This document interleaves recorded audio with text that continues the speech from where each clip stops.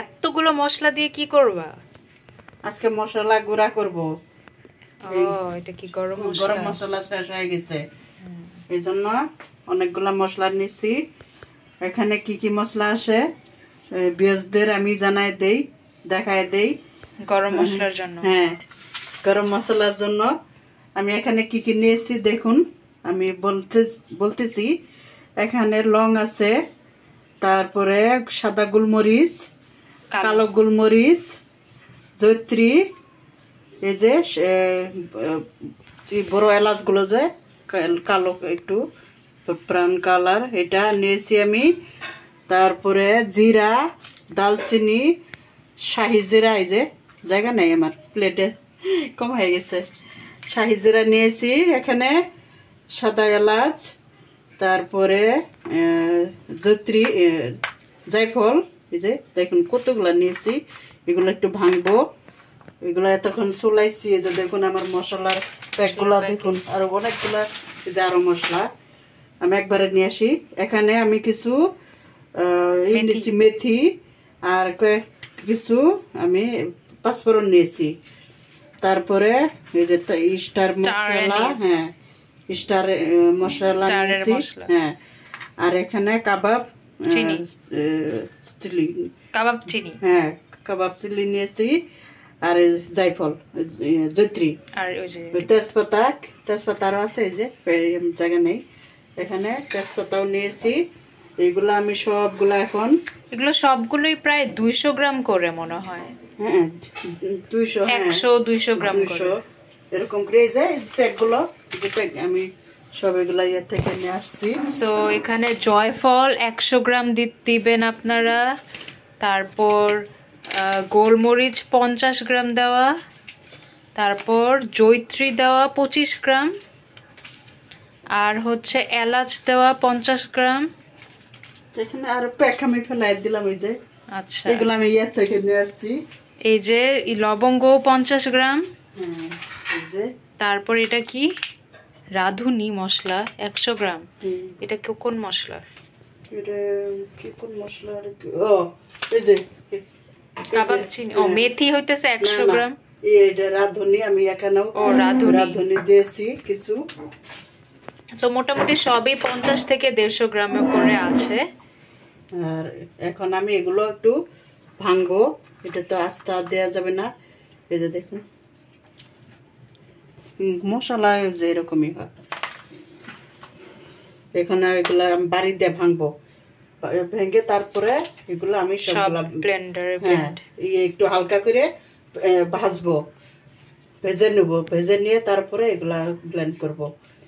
আপনারা দেখতে থাকুন আমি মশলাটা আমি কিভাবে বানাই।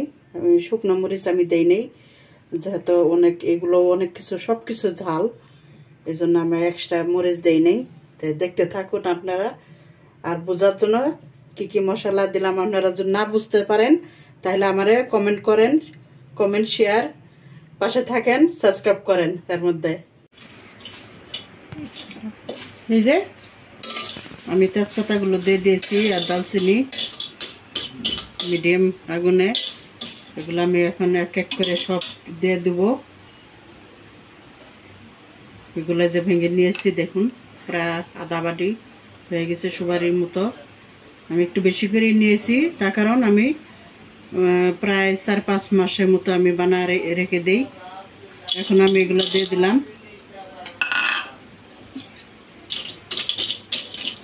একটু ভেজে নিলে মশলাটা অনেক দিন ব্যবহার করা যায়। আস্তে আস্তে এগুলা সব কিছু দিয়ে দেবো।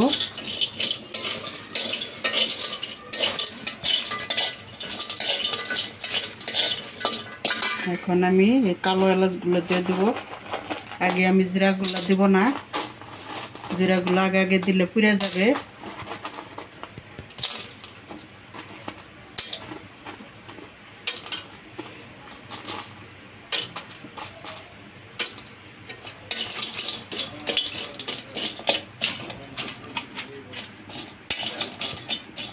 এগুলো একটু মশমশা হইতে থাকুক, আমি এইগুলো ভেজে নেব। এখন দিয়ে দেব এলাচ,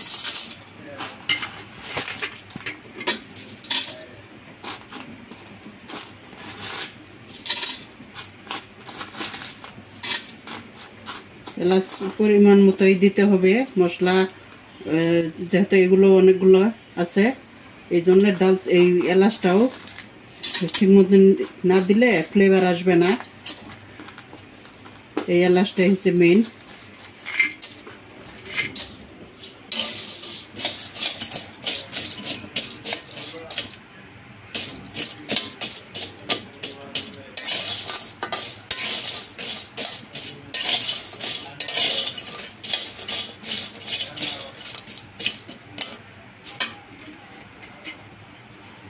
এখন দিয়ে দেবো আমি স্টার মশলাগুলো। আমি বেশি দেব না, বেশি দিলে এটা তো অনেক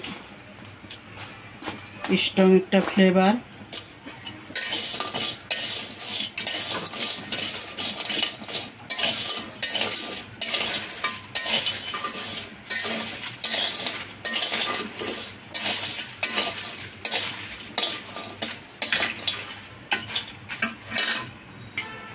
এখন দিয়ে দেব আমি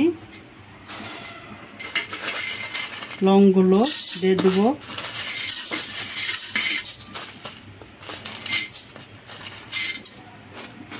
লং আর শাহি কাবাব মশলা দিয়ে দেব, কাবাব চিনি, কাবাব চিনি ভুলে যাই। তারপরে দিয়ে দেব আমি ওইটা এখানে কালো আর সাদা গোলমরিচ আছে, আমি এগুলো দিয়ে দেব।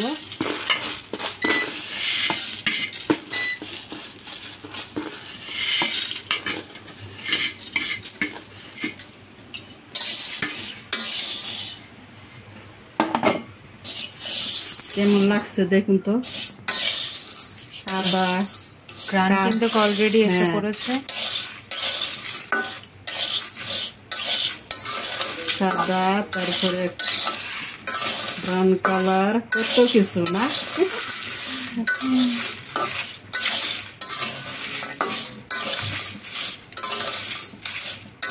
তেজপাতাগুলো একদম মচমচা হয়ে গেছে। এখন দিয়ে দেবো আমি জত্রিগুলো দিয়ে দিতেছি।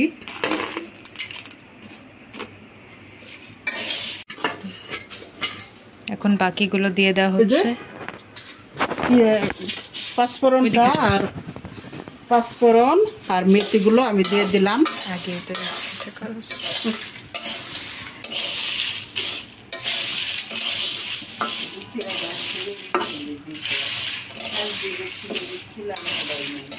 শাহি জিরা, এই যে দেখুন শাহি জিরা আর জিরা, সবার লাস্টে এটা দিতে হয়।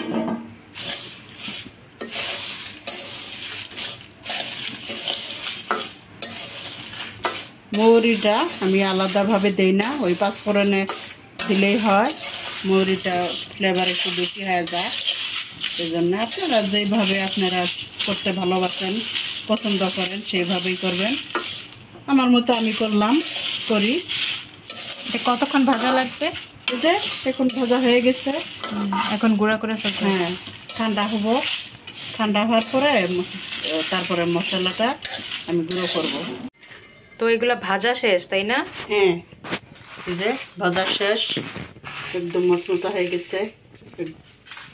দেখুন এই যে একদম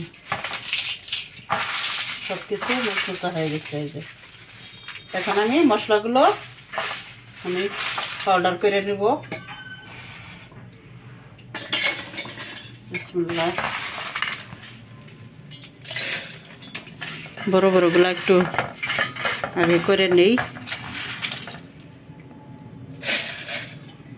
যেহেতু ওগুলো দালচিনি আছে।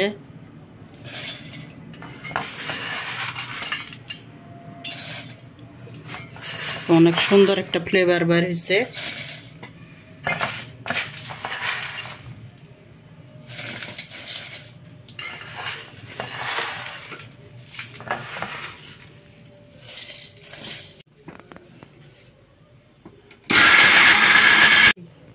যে গুঁড়া হয়ে গিয়েছে।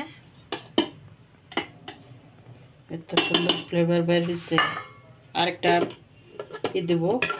তো এগুলা সব গুঁড়া করা শেষ, এখন এটাতে রাখা হবে। একটু ঠান্ডা করে নিলাম, সব মশলাগুলো একটু মিক্স করে নেই, যেহেতু মশলার মধ্যে মেশিনে গরম হয়ে জায়গা। একটু ঠান্ডা করে নিলে মশলাটা ভালো থাকবে, তা নাহলে দলা পাকায় যাবে। ঠান্ডা হয়ে গেছে।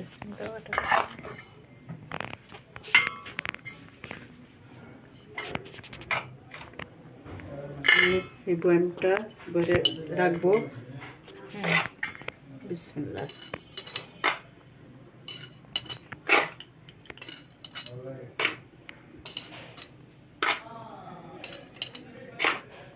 অনেক দিন যাবে আমার।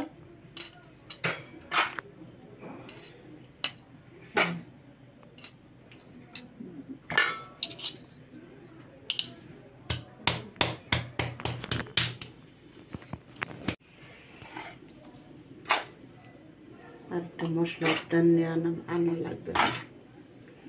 এটাতে বেশি ভরবো না, ফ্লেভারটা চলে যায়, তার কারণ এটা চামিচের জন্য মুখটা খোলা থাকে।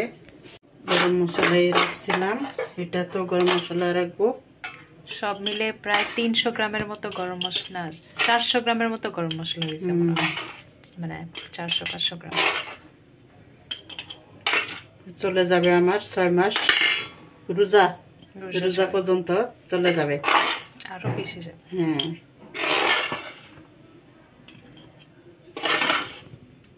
সো এই যে ব্লেন্ড করে 2টা বটলে রাখা হয়েছে, আর আরো তো রাখা হয়েছে ছোট বাটিতে। আমার গরম মশলাগুলো কেমন বানানো হয়ে গেল, কিভাবে বানাইলাম আপনারাও পারেন ইনশাআল্লাহ। সবাই আমরা পারি, তারপরও আপনারা কমেন্টে জানাবেন। প্রায় 400-500 গ্রামের মতো হয়ে যাবে।